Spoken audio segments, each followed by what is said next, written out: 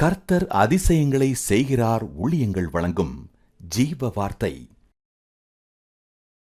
இந்த புதிய நாளில் கர்த்தருடைய ஊழியக்காரன் ஜீவ வார்த்தை மூலம் உங்களை சந்திப்பதில் கர்த்தருக்குள் மகிழ்ச்சி அடைகிறேன்.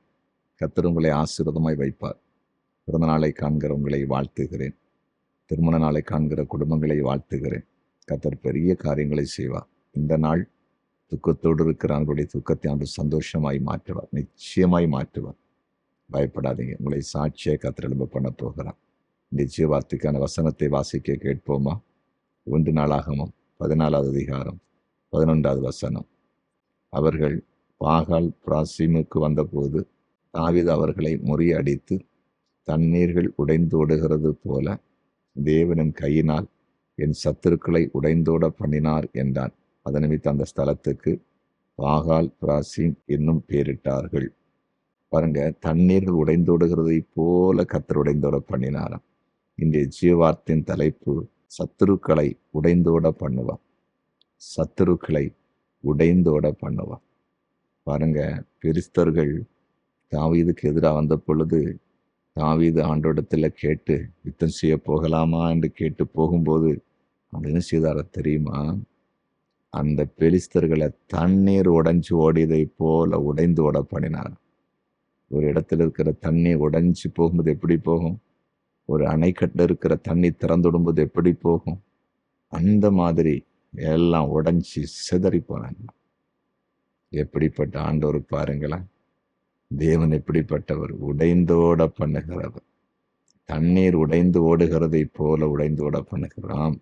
பிசாசுடைய கோட்டைகள் எல்லாம் உடைந்து தெறிக்கும்.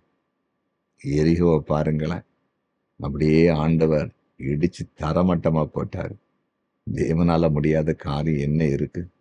எல்லாவற்றையும் அவரால் செய்ய முடியும். பாருங்க, ஆண்டவருடைய வல்லமைக்கு முன்பாக எதுவுமே நிற்காது. கர்த்தருடைய பிள்ளைகளை வைத்திருந்த சிறைச்சாலையை ஆண்டவர் தரைமட்டமா மாற்றி போட்டார். பவுலையும் சீலாவையும் வைத்திருந்த சிறைச்சாலையை உடைந்தறிய ஆண்டவர் உடைத்தெறிந்தார்னா எதை ஆண்டவர் செய்ய மாட்டார்? தேவனால் எல்லாவற்றையும் செய்ய முடியும். எல்லாவற்றையும் செய்ய முடியும். கர்த்தர் பெரியவர். தண்ணீர் உடைந்து ஓடுகிறதை போல உடைந்து ஓடும். பிசாசுடைய கிரிகள் அழிந்து நிர்மூலமாகும். மனுஷ தீய சக்திகளுடைய வல்லமைகள் அழிந்து போகும். கர்த்தர் உங்களுக்கு ஜெயம் கொடுக்கிறார். அவர் ஜெய கிறிஸ்து. அவர் உங்களோடு கூட இருக்கிறார். பெரிய காரியங்களை பார்க்க போறீர்கள். தேவன் பெரியவர். சொன்னதை செய்வார். விசுவாசிப்பீங்களா? ஜெபிப்போமா? ஜெபிப்போம். ஆண்டவரே, தாவீதுக்கு எதிராய் வந்த பெலிஸ்தர் கூட்டத்தை தண்ணீர் உடைந்து ஓடுகிறதை போல உடைந்து ஓட பண்ணினவர், ஏதோ எதிர்ப்புகள் உடைய பிள்ளைகள் விட்டு அழிந்து போகட்டும்.